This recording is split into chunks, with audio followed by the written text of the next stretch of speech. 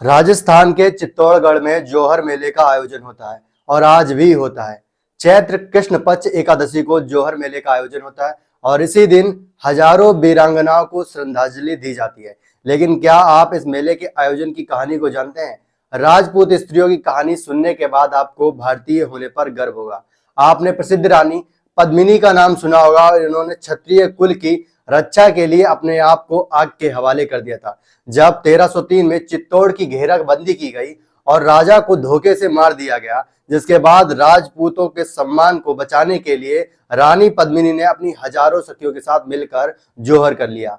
आज भी चित्तौड़ में बड़े बड़े कुंड हैं। इतिहास गवाह है कि क्षत्रियों ने अपने प्राण त्याग कर देश की रक्षा की है। क्षत्रियो को देश का रक्षक यूं ही नहीं कहा जाता। आज भी भारतीय सेना में ऐसे क्षत्रिय हैं जिनको चीखने से विरोधी की सेना की पतलून ढीली हो जाती है। सन 1303 में 26 अगस्त की तारीख थी जब रानी पद्मिनी ने जोहर किया था। रानी पद्मिनी का मूल नाम पद्मावती था और राजा रतन सिंह से विवाह के बाद चित्तौड़गढ़ की रानी बनी। ऐसा कहा जाता है कि रानी पद्मिनी की खूबसूरती के कारण अलाउद्दीन ने चित्तौड़ पर चढ़ाई की थी ताकि उन्हें पा सके। इसके अलावा बहुत से इतिहासकार ये भी कहते हैं कि खिलजी का मुख्य मकसद चित्तौड़गढ़ का किला था, क्योंकि इस किले से गुजरात, मालवा, मध्य प्रदेश, सिंध के रास्ते चित्तौड़गढ़ से निकलते थे। राजपूत शासकों ने जीतना असंभव था, इसलिए उन्हें धोखे से हराया जाता था। जब राजा रतन सिंह की मृत्यु हो गई तो खिलजी ने सोचा अब राजपूत पद्मिनी हमारी, लेकिन राजपूत स्त्रियों के वीर पराक्रम से अनजान था वह। इससे पहले कि हजारों क्षत्रियों के मान मर्यादा को नष्ट करता, राजपूत स्त्रियों ने अपने आप को आग के कुंड के हवाले कर दिया, जिसे जोहर नाम दिया गया। ये देखकर अलाउद्दीन खिलजी भी डर गया और सोचने लगा कि कोई स्त्री अपने आप को आग के हवाले कैसे कर सकती है। ये देखकर उसके भी रोंगटे खड़े हो गए। ऐसा सिर्फ एक बार नहीं हुआ। चित्तौड़ में 8 मार्च 1535 को रानी कर्णावती ने जोहर किया था। रानी कर्णावती ने अपनी 13,000 सखियों के साथ मिलकर जलते अग्निकुंड में अपने आप को अर्पण कर दिया था। जोहर के बारे में चर्चा करने पर जब हमारी रूह कांप जाती है तो जरा सोचिए, जीवित शरीर को अग्निकुंड के हवाले करना कितना मुश्किल होता होगा। ये कोई बच्चों का खेल नहीं था। ऐसा क्यों किया जाता था? इसके पीछे सबसे बड़ा कारण था, जब राजपूत को मुगलों द्वारा धोखे से पराजित किया जाता था तो रानी के साथ वे अभद्रता करते थे। इससे पहले वे जोहर कर लेती थी।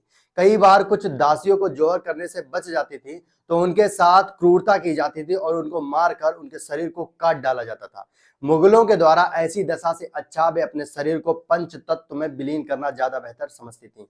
इसके अलावा सम्राट पृथ्वीराज चौहान की मृत्यु के बाद उनकी पत्नी संयोगिता और उनकी सखियों ने भी जोहर किया था।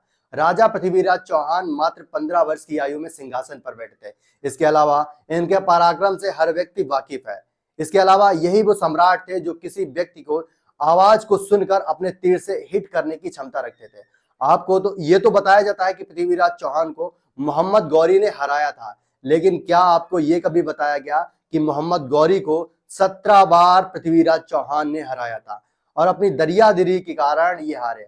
अगर पहली बार में इसे मृत्यु दंड दे देते तो शायद 17 बार जीतने के बाद भी इनके बारे में हार ना लिखी जाती। लेकिन राजपूत को कैद करने के बाद भी मोहम्मद गौरी की मृत्यु लिख जाएगी, ये खुद मोहम्मद गौरी नहीं जानता था। शब्द भेदी कला में निपुण होने के कारण जब मोहम्मद गौरी को ये बात पता चली तो उसने ये देखने के लिए महफिल सजवा दी, जिसके बाद उनके बचपन के दोस्त चंदवर दाई ने 4 बांस 24 गज अंगुल अष्ट प्रमाण ता ऊपर सुल्तान है मत चूके चौहान। इसके बाद मोहम्मद गौरी ने शाबाश कहा। इसके तुरंत बाद चौहान का तीर उसके सीने में जा धसा, जिसके बाद उसकी तुरंत ही मृत्यु हो गई।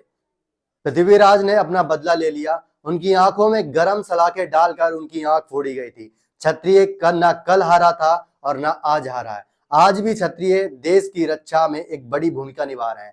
अक्सर लोग क्षत्रिय और ब्राह्मण समुदाय को आपस में लड़ाने के लिए भगवान परशुराम का हवाला देते हैं कि उन्होंने क्षत्रिय कुल का नाश किया और वे एक ब्राह्मण समुदाय से थे, इसलिए ब्राह्मण तुम्हारे दुश्मन है। और उस वक्त भी आपको छल से हराया गया था और आज भी तुम्हें कोई छले इससे पहले उस पर शब्दों का हमला बोल दो। याद रखना, पृथ्वीराज बनो। परशुराम क्षत्रिय कुल के द्रोही नहीं थे। ये क्षत्रिय कुल के उन राजाओं का नाश किया था जो बर्बर हो चुके थे, जो ना तो बुजुर्ग पर दया करते थे और ना जब बच्चों पर दया करते थे और ना ब्राह्मणों पर दया करते थे और ना वो संतों पर दया करते थे।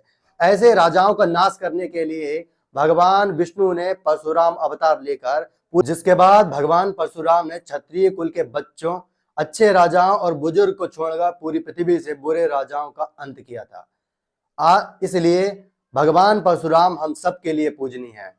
जय श्री राम। बस।